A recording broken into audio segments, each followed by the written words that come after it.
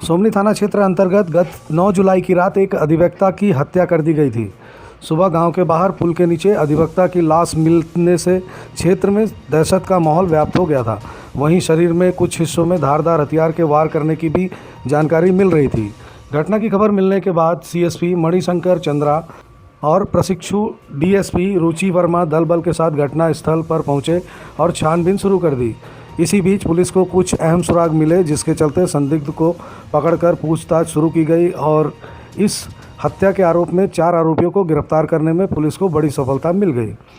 Police से मिली जानकारी के मुताबिक सोमनी से सटे फरहद गांव के संजय साहू नामक युवक भोजन के बाद घूमने निकला था। उसी रात गांव के ही 4 लोगों ने उसकी हत्या कर लाश को पुल के नीचे फेंक दिया था, जिस पर थाना सोमनी ने अपराध दर्ज कर विवेचना शुरू कर दी थी।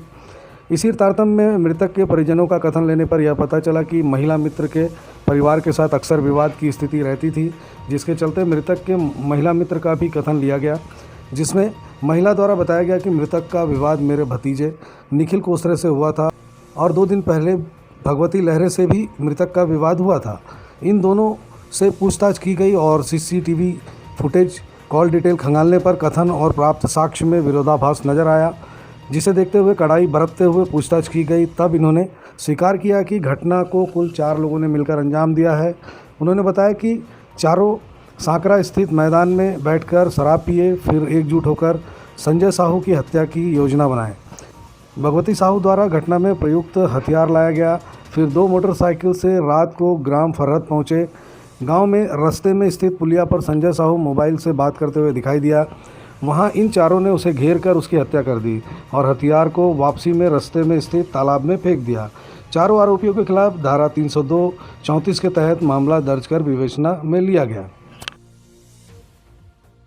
गांव के पास पुलिया के आसपास एक मर्डर हुआ था और जिसकी सुबह सूचना पुलिस को मिली थी।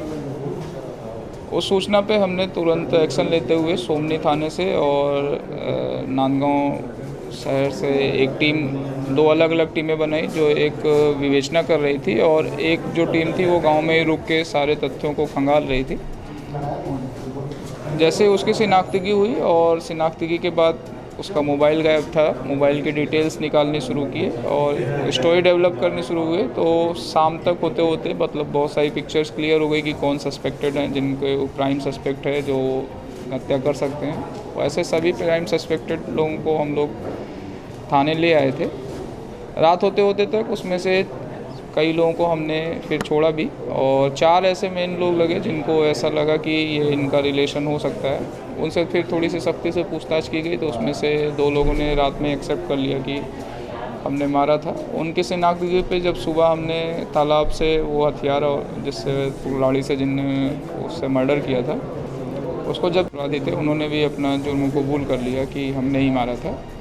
हत्या की वजह मेनली जो मेन आरोपी है उसका पुराना रंजिश है, जिसमें वकील ने जो मृतक है उसने उसको 376 के आरोप में जेल भिजवाया था और बाकी एक जो इलेक्ट्रीशियन है उसके पैसे का कुछ लेन देन का विवाद था।